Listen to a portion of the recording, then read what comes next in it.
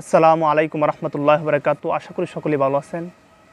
আজকে আপনাদের সামনে আমাদের একজন ক্রিকেটারের ব্যক্তিত্ব নিয়ে কথা বলবো, যেটা হচ্ছে বর্তমানে আসলে আমি যে কথাগুলো আগেও বলেছি, এই কথা এখনও বলতেছি, ভবিষ্যতেও বলবো, যেটা হচ্ছে ক্রিকেট আমাদের বাংলাদেশের মানুষের একটা আবেগের জায়গা, একটা অনুভূতির জায়গা, একটা ভালোবাসার জায়গা।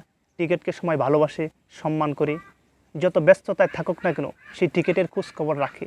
যেমন একজন ব্যক্তি সারাদিন যত কাজকর্মে করুক না কেন তার সন্তানের খেয়াল রাখে, তেমনি মানুষ ক্রিকেটকে এমন স্মরণ রাখে, যত ব্যস্ততা যত কর্মে থাকুক না কেন মানুষ সেই ক্রিকেটকে ভালোবাসে, ক্রিকেটের খোঁজ রাখে, কোন জায়গায় কোন দিন কোন ম্যাচটা হচ্ছে, কার সাথে হচ্ছে, এই আলোচনাটা সবাই করে।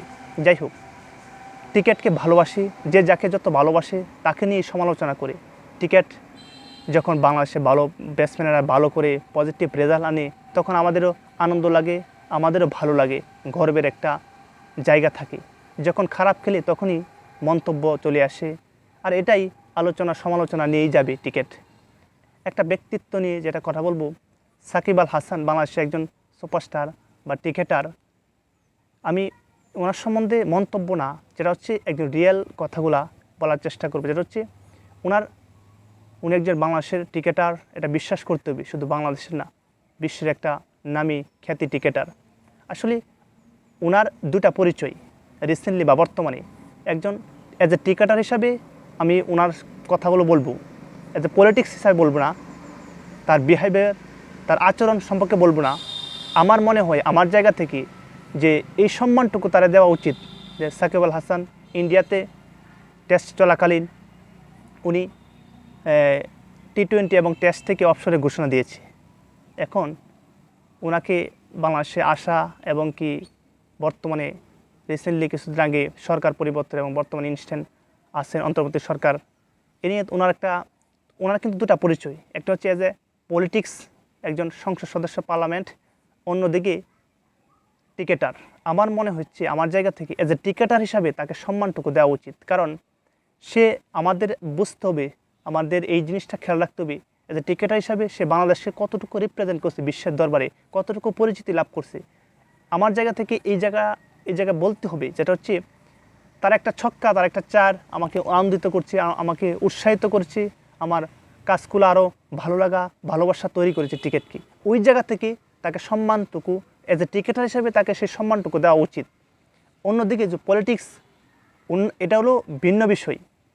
যে বাংলাদেশের বোর্ড বিসিবি, আসিফ মাহমুদ বর্তমান দায়িত্ব আছেন, উনিও বলছে এজ এ ক্রিকেটার হিসাবে তাকে আমরা সর্বোচ্চ নিরাপত্তা দিব বাংলাদেশে।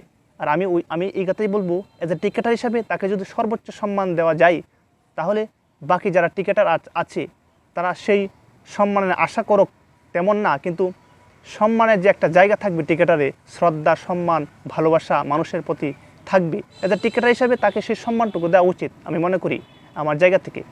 তার যদি বিহেভিয়ার দেখুন, আপনি আচরণ দেখেন, আমরা বারবার সোশ্যাল মিডিয়ামে দেখছি সাকিব বিভিন্ন জায়গায় সে মানুষের সাথে তেমন কনভারসেশন সে হয়তো ভালো করছে না, বা পাবলিকের সাথে তারা করতে পারে নাই, এটাও বাদ দেন। অন্যদিকে পলিটিক্স সে খারাপ করছে, আওয়ামী লীগের শাসনে সে প্যানেলে যে এমপি ছিল, এটাও ভালো না, এটাও আমরা সবাই অ্যাভয়েড করি। ওই জায়গাটাও বাদ দেন, তার আচরণটা খারাপ, এটাও বাদ দেন। অ্যাজ এ ক্রিকেটার হিসাবে তাকে সেই সম্মানটুকু দেওয়া উচিত আমি মনে করি। কামব্যাক করে বাংলাদেশে আসুক, অথবা যে কোনো সময় বাংলাদেশে এনে তাকে সেই সম্মানটুকু, একজন ইয়াংস্টার একজন সুপারস্টার প্লেয়ারকে যদি সম্মান দেওয়া হয়, শুধু তার বেলা না, যারা জুনিয়র ক্রিকেটাররা আছে তারা হয়তো আনন্দিত হবে, উৎসাহিত হবে ক্রিকেটের জন্য, যে না আমাদেরও এমন একটা সম্মান পাবো, বা ক্রিকেটকে আরও ভালো কিছু করার জন্য।